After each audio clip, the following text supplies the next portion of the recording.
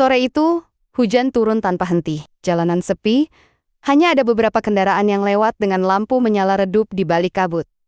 Di balik kemudi, sebuah mobil mewah. Duduk seorang wanita muda bernama Arlena Wijaya. Wajahnya cantik, tapi matanya kosong. Ia baru saja keluar dari rapat penting tentang pembagian saham perusahaan ayahnya. Semuanya tampak sempurna dari luar, tapi hatinya porak-poranda.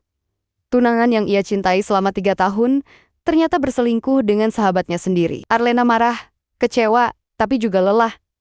Di tengah hujan deras itu, pikirannya melayang ke masa lalu, ke luka yang belum sembuh. Dan di saat ia kehilangan fokus sesuatu terjadi, mobilnya tergelincir di jalan licin, menghantam pagar kayu di tepi sawah, lalu terguling. Suara hujan menelan teriakannya. Semua gelap. Beberapa ratus meter dari situ, seorang pria sederhana berjalan pulang sambil memanggul karung beras. Namanya Reno. Pakaiannya basah. Sandal jepitnya penuh lumpur. Ia baru selesai membantu tetangganya memanen padi. Hidupnya tak mudah. Tapi ia selalu bersyukur. Ketika suara benturan terdengar dari arah jalan besar, Reno langsung berlari tanpa pikir panjang. Di sana, ia melihat mobil yang ringsek. Asap mengepul dari kapnya. Reno bergegas membuka pintu mobil dan menemukan seorang wanita tak sadarkan diri di dalamnya.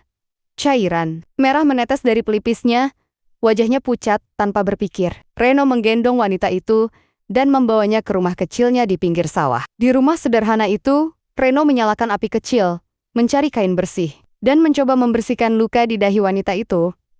Tangannya gemetar, takut salah, tapi ia tetap berusaha. Hujan di luar terus turun. Sementara di dalam rumah, hanya suara api yang berderak dan napas lemah wanita itu terdengar. Beberapa jam berlalu. Pagi mulai datang. Cahaya, matahari menembus sela-sela dinding bambu. Wanita itu mulai membuka mata. Ia tampak kebingungan. Matanya berkeliling, melihat atap rumah yang sederhana, dan suara ayam berkokok di kejauhan. Reno yang sedang duduk di kursi kecil, segera menghampiri. Ia menatapnya dengan cemas. Tapi Arlena hanya diam, berusaha bangun, dan di saat Reno bertanya pelan siapa dirinya, Arlena berhenti sejenak. Ia tahu siapa dirinya. Ia tahu rumahnya di kota, kekayaannya, dan hidup mewahnya. Tapi entah kenapa, hatinya terasa damai di tempat ini. Dalam satu tarikan napas, ia membuat keputusan besar, keputusan yang akan mengubah hidupnya. Ia pura-pura lupa ingatan. Saya tidak tahu siapa saya, ucapnya pelan sambil menunduk. Reno menatapnya dengan heran. Tapi ia percaya, mungkin wanita ini benar-benar kehilangan ingatannya setelah kecelakaan. Tanpa banyak tanya, Reno menyiapkan makanan sederhana, nasi, sayur, dan telur rebus. Arlena hanya menatapnya. Belasan tahun hidup di kemewahan. Belum pernah ada yang memperlakukannya sesederhana ini. Tapi sehangat itu, hari itu jadi hari pertama Arlena tinggal di rumah Reno. Ia masih lemah. Jadi Reno membiarkannya beristirahat. Namun malamnya, ketika Reno tertidur di kursi, Arlena memandangnya diam-diam. Wajahnya tenang, penuh kejujuran. Sesuatu di hati Arlena terasa aneh, bukan takut, tapi nyaman. Dan di tengah keheningan malam itu, Arlena berbisik lirih. Mungkin disinilah aku seharusnya berada. Tapi jauh di kota, kabar hilangnya mobil Arlena mulai tersebar. Polisi mencari, keluarganya panik, dan nama Arlena Wijaya muncul di berita. Namun di desa itu, waktu seolah berhenti. Karena untuk pertama kalinya, wanita kaya itu bisa merasa tenang di rumah kecil milik pria miskin yang bahkan tak tahu siapa dirinya sebenarnya. Pagi itu cahaya matahari masuk pelan lewat celah dinding bambu. Aroma nasi hangat memenuhi ruangan kecil itu. Reno sudah bangun sejak subuh. Seperti biasanya. Ia menanak nasi di tungku, lalu menyiapkan air panas di panci tua miliknya. Sementara di dalam kamar kecil, Arlena terbangun pelan. Ia menatap langit-langit rumah yang sederhana, kayu tua yang retak, tapi terasa damai. Tidak ada AC, tidak ada suara mobil, tidak ada telepon yang berdering. Hanya tenang. Sebuah ketenangan yang sudah lama ia cari. Arlena duduk di tepi ranjang, mencoba mengingat semua yang terjadi. Kecelakaan, hujan, wajah Reno yang menatapnya penuh cemas. Lalu, keputusannya untuk berpura-pura lupa ingatan. Ia tersenyum kecil, entah kenapa. Ia tidak menyesal. Ada sesuatu di pria itu, sesuatu yang membuatnya ingin tinggal lebih lama di dunia ini. Bukan dunia kota, tapi dunia kecil yang hangat, milik seorang pria sederhana. Reno menatap Arlena dengan raut canggung. Ia bukan tipe pria yang terbiasa bicara banyak dengan wanita, apalagi wanita secantik itu. Ia hanya berkata pelan, "Makanlah dulu, nanti luka di kepalamu bisa sembuh cepat." Arlina mengangguk, mengambil sendok perlahan, tapi di matanya terselip rasa haru. Selama ini, orang di sekitarnya hanya peduli pada harta dan status. Tapi pria ini peduli tanpa tahu siapa dia. Setiap suapan nasi terasa hangat, mungkin bukan karena rasanya, tapi karena niat baik di baliknya. Hari-hari berikutnya berjalan lambat, tapi indah. Reno mulai mengajarkan Arlina hal-hal kecil yang dulu tak pernah ia lakukan. Menjemur pakaian, menyapu halaman, bahkan memetik sayur di kebun belakang rumah. Awalnya, Arlina canggung. Tangannya lembut, terbiasa memegang pena dan ponsel mahal, bukan cangkul atau ember. Namun, setiap kali ia salah, Reno hanya tertawa kecil dan berkata, "Tidak apa-apa, nanti juga bisa."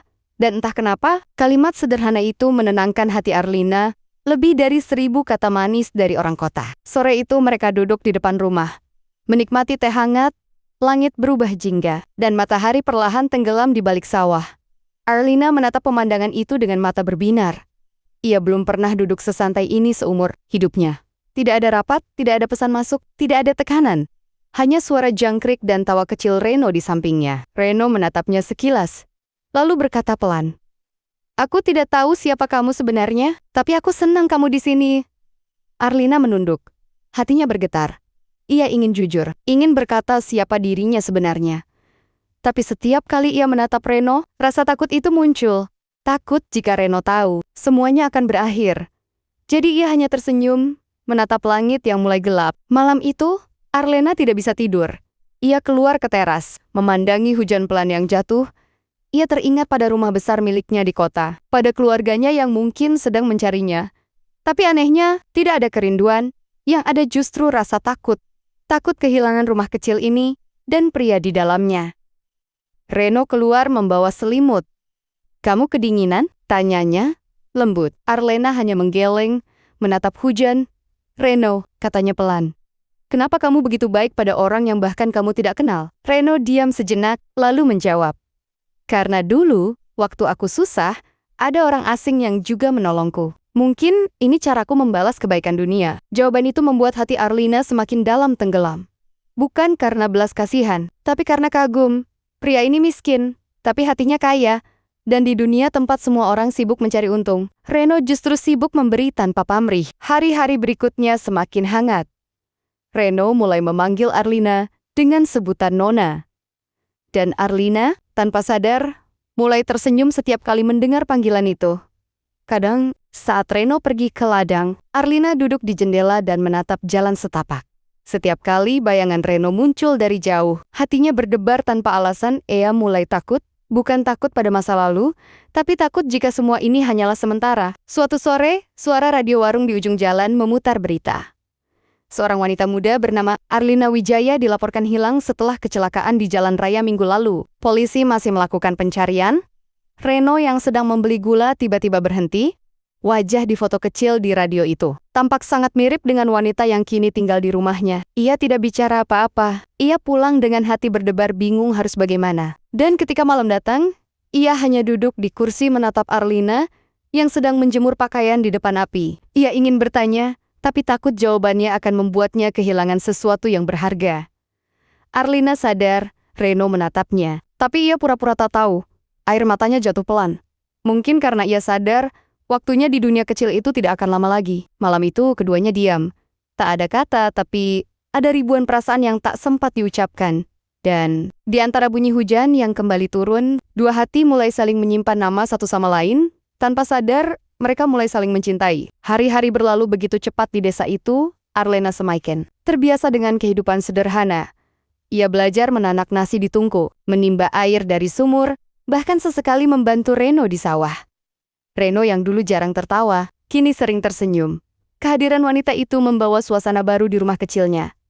Ia tak tahu kenapa, tapi setiap kali Arlina tertawa, dunia terasa lebih ringan. Arlina pun begitu. Setiap pagi, ia selalu menunggu suara langkah Reno keluar dari kamar. Seolah bunyi itu menjadi tanda bahwa harinya dimulai. Namun di balik semua kehangatan itu, ada hal yang perlahan tumbuh rasa takut.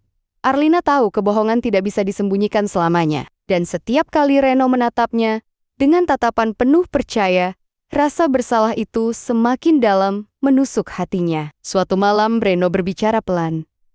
Nona, kadang aku merasa kamu bukan orang biasa. Cara bicaramu, caramu menulis, bahkan cara kamu melihat sesuatu berbeda. Arlina terdiam, matanya menatap lantai. Tangannya menggenggam kain di pangkuan. Reno melanjutkan, aku nggak tahu kamu siapa sebenarnya, tapi aku juga nggak mau tahu kalau itu bikin kamu sedih. Hanya suara hujan di atap seng yang mengisi udara. Arlina menatap Reno, dan dalam hatinya sesuatu bergetar kuat. Ia ingin berkata jujur, tapi bibirnya tak sanggup. Ia takut, setelah kebenaran terucap Reno, tak akan menatapnya dengan cara yang sama lagi. Suatu pagi, Reno berangkat lebih pagi dari biasanya. Ia meninggalkan Arlina sendirian di rumah. Saat Arlina sedang membersihkan meja, pandangannya tertuju pada radio tua di sudut ruangan. Tanpa sengaja, ia menyalakannya. Polisi akhirnya menemukan mobil mewah milik keluarga Wijaya yang terperosok di pinggir jalan beberapa minggu lalu.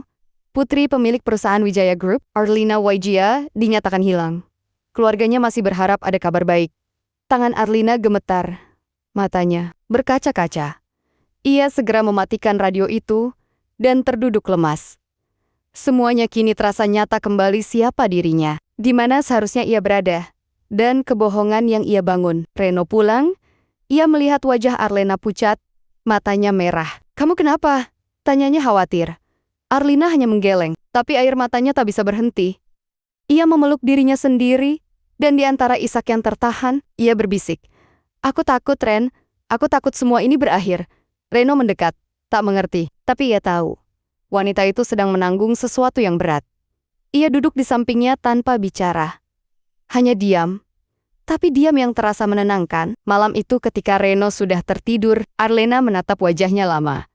Ia tahu waktu mereka mungkin tidak lama lagi, karena cepat atau lambat, kebenaran akan datang. Dan ia tak akan bisa lagi berpura-pura sebagai wanita tanpa nama. Arlina menulis sesuatu di buku kecil yang ia temukan di meja. Reno. Tulisan sederhana, tapi penuh makna. Terima kasih, karena membuatku tahu rasanya dicintai, bukan karena harta, tapi karena hati. Pagi itu berbeda, udara terasa lebih dingin, dan matahari seakan enggan muncul. Reno keluar rumah, hendak menjemur padi, tapi pandangannya tertuju pada jalan besar di ujung desa. Ada 2 mobil hitam berhenti di sana. 2 pria berpakaian rapi turun dari mobil menenteng foto. Permisi, Pak. Kami sedang mencari seorang wanita, ini fotonya. Reno menatap foto itu, dan jantungnya berhenti sejenak. Wajah di foto itu, tak salah lagi. Itu wajah Arlina. Kedua pria itu melanjutkan. Namanya Arlina Wijaya hilang sejak kecelakaan beberapa minggu lalu. Ada warga yang bilang melihat seseorang mirip dia di sekitar sini. Reno diam, ia menatap foto itu lagi, lalu menatap ke arah rumahnya. Hatinya kacau. Ia tahu kalau ia jujur, Arlina akan dibawa pergi. Tapi kalau ia berbohong, ia juga sedang menahan seseorang dari kebenarannya sendiri. Di dalam rumah, Arlina sedang melipat baju. Ketika Reno masuk, wajahnya berubah. Ia tahu dari sorot mata Reno, sesuatu telah terjadi. Nona? Suara Reno berat. Orang kota datang. Mereka nyari kamu. Arlina menatap Reno tanpa suara. Air matanya langsung jatuh. Kamu tahu kan? Tanya Reno lirih. Kamu tahu dari awal siapa kamu sebenarnya? Arlina mengangguk pelan. Maaf Reno, katanya dengan suara gemetar. Aku cuma ingin merasa hidup sekali saja, bukan karena uang, bukan karena status, tapi karena seseorang tulus padaku. Reno memejamkan mata. Ia tidak marah, tapi hatinya perih. Bukan karena dibohongi, tapi karena ia tahu setelah hari ini, ia akan kehilangan wanita itu. Dari luar, terdengar suara orang memanggil nama Arlina. Reno menatapnya sekali lagi, menahan air mata. Pergilah, keluargamu mencarimu. Kamu harus pulang. Arlina menggenggam tangannya erat. Kalau aku pergi, apa kamu akan melupakan aku? Reno menjawab pelan. Orang sepertiku nggak mudah melupakan sesuatu yang tulus. Tapi aku juga nggak bisa menahan takdir. Air mata Arlina jatuh deras. Ia memeluk Reno untuk terakhir kalinya. Lama, seolah ingin mengingat setiap detak jantungnya. Lalu ia berjalan keluar, menaiki mobil hitam itu, dan pergi tanpa menoleh lagi. Reno berdiri di depan rumah, menatap debu yang tersisa di jalan. Rumah itu terasa lebih sepi dari sebelumnya, tapi di hatinya ada sesuatu yang tidak bisa hilang, perasaan hangat yang mungkin akan ia simpan selamanya. Sudah 2 bulan berlalu sejak Arlina meninggalkan desa itu.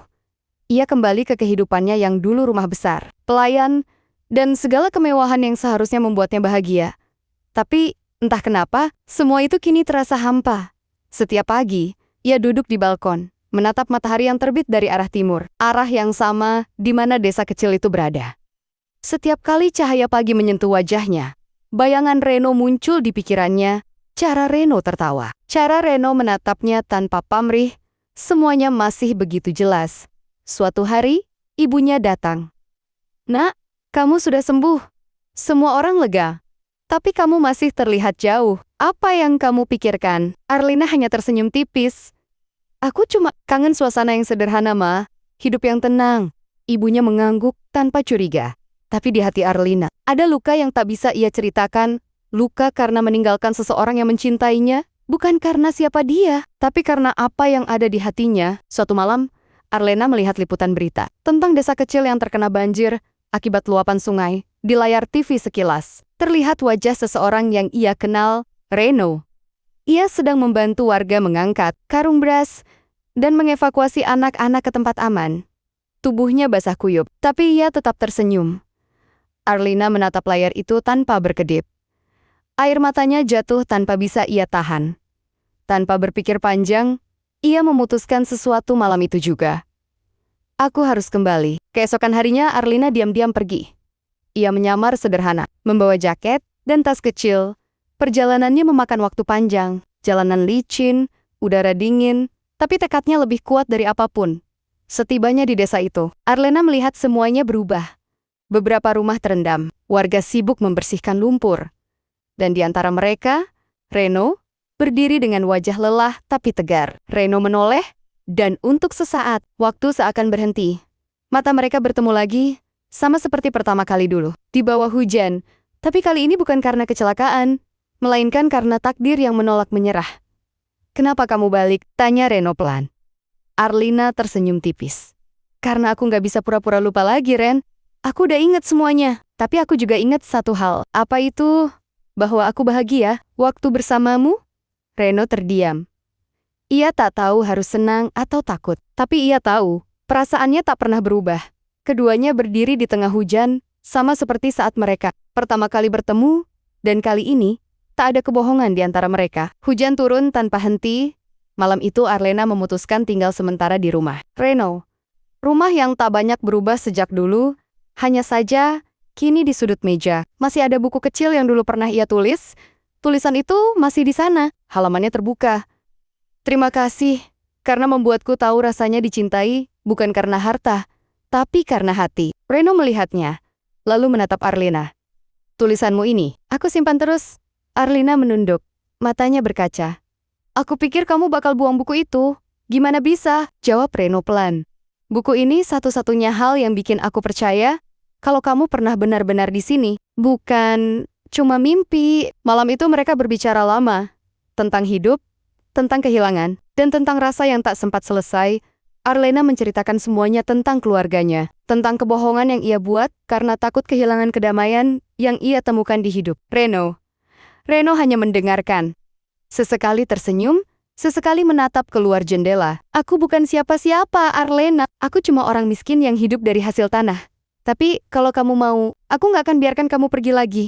Air mata Arlina jatuh tanpa bisa ia tahan. Ia tersenyum di sela tangisnya. "Aku nggak peduli lagi, Ren. Aku cuma mau hidup di tempat di mana aku bisa jadi diriku sendiri." Beberapa bulan kemudian, desa itu kembali tenang. Dan di sana, hidup 2 orang dengan cerita yang dulu mustahil bersatu. Mereka menanam padi bersama, tertawa bersama, dan saling mengobati luka lama. Reno tetap sederhana seperti dulu. Arlina, meski punya segalanya, memilih hidup bersamanya, bukan karena miskin atau kaya, tapi karena cinta itu akhirnya menemukan jalannya sendiri. Kadang, cinta nggak datang lewat pesta mewah atau pertemuan sempurna. Kadang, cinta datang lewat luka, lewat kebohongan, bahkan lewat hujan. Tapi yang penting, bukan bagaimana mereka bertemu, tapi bagaimana mereka memilih untuk tetap tinggal.